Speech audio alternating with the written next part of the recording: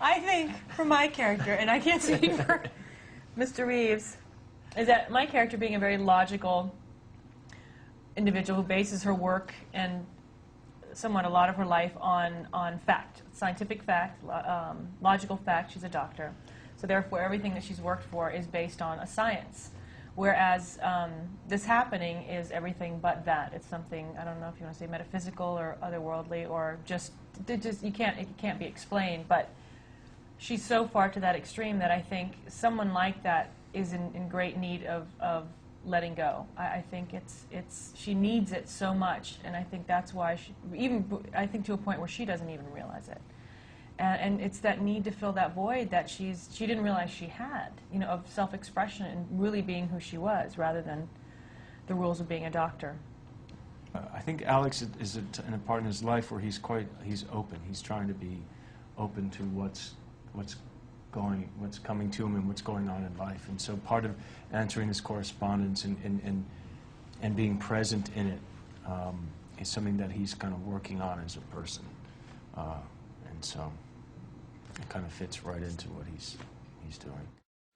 Well, there aren't really, there's not, I mean, the challenge of whether they'll be together or not, I mean, coming from Alex, is it something that he really, you know, as their relationship through the letters develops, he's finding himself being able to share. And so then it's just his passion for wanting to share, to meet, to yearning for, to wanting to eventually be with this person. So in terms of the obstacles, he's kind of pushing forward in the story that there aren't obstacles, that he will find a way. And then, you know, that's kind of how I feel Alex's role is. I think Kate's more of the other side of the spectrum, that she actually lets this correspondence begin because she needs her mail, and then continues to sort of disprove that he says it's 1 year. She goes, it's not, it's this, you know, sort of a correction. And then the next step is to find out what's really going on. This has to be a joke, you know, this isn't funny, just send me my mail. And then a little sliver of proof gives her enough pause to realize that there might be something different to this and some truth to this. And then by that time, he'd already sort of corresponded in a way that piqued her interest, that made her go, oh, well, you know. And so she slowly allowed herself to be a part of it. And I think also the fact that the risk in this was, there was no risk, because if this is really what's happening, there's no chance of them meeting, so there's no loss, there's no risk in embarrassment or rejection or any of these things that you have if you have to do something face to face. So she could show who she was, dark sides, sad sides, you know, questioning sides, and not be afraid of the rejection.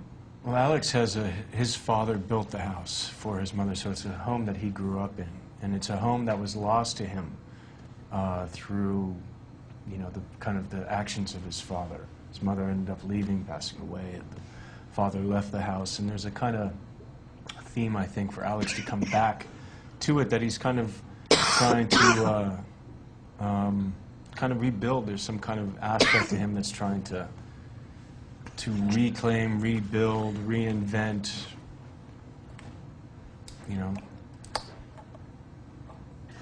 But I think you know, I think that you can go into a home and feel its history. I mean, if there was strife and unhappy times in that house, I think you can feel it. And I mean, aside from the aesthetics of the house, which are, you know, as you can see, amazing, and the fact that you can literally be isolated and safe, but yet be directly immersed in nature. It's the perfect setup for someone who chooses to live a singular life. But I also think a home that's built out of love, you feel it, and I think she inherently feels it, and just feels that this is the kind of place, if someone had built her a place, this would have been the ideal place. Well, I like after, I mean, not only just as a after I go person home? and a friend, but no, just being, I really enjoy acting with Sandra, you know, because of the presentness. There's this real presentness to her acting, and a real kind of, you know, it's you know, beautiful acting, but it's also very present and truthful to her character, very collaborative, and you know, fights really hard for the scene and for what's going on. it's important. And there's also great enjoyment in performing with her.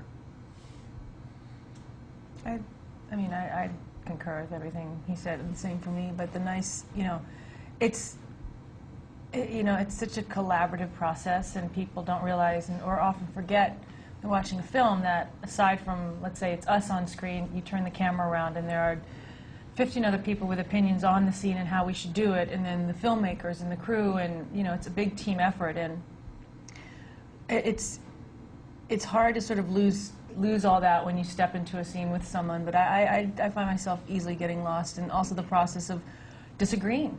I like that we can disagree and argue or debate on something and come to a place where we both want the same outcome, but we might completely disagree with the other one, and we'll find a way to get to a place that behooves both of us. And I think that's really healthy. You don't get that a lot with people, where you can actually fight it out and not take it, you know, personally. You know, that's a gift, I think. Love's tough. Love sucks. Love's great. Love stinks. Love is impossible, but what makes it seemingly impossible is someone else's opinion. That's the only obstacle in love, is an outside opinion. You know, that a love between two men or two women, or between someone of color and someone of not, or different nationalities or different religions, those are seen and said, how do they make it work? Because they love each other. I mean, it is blind, and it should be blind.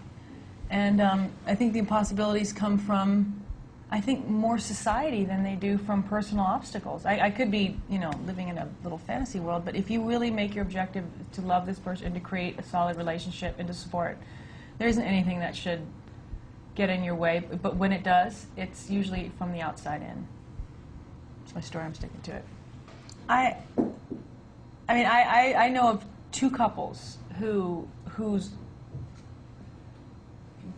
love for each other, or whose relationship I've looked at and gone, wow, I'm so glad you guys have met each other, because there's no one else on earth who could be with you, not in a negative way, but make you alive the way. And together they just are a force to be admired. But I would look at that and go, wow, how great for them. That's never going to happen anywhere else on the, you know, but I have such strong, and their stories are great. And I remember one story of, you know, my sister, where I sent her in my stead to go on this location scout, and she was there on one side of the tracks or something, looks across the tracks and goes, and sees this person and goes, oh my God, he did the same thing, and the whole world fell apart.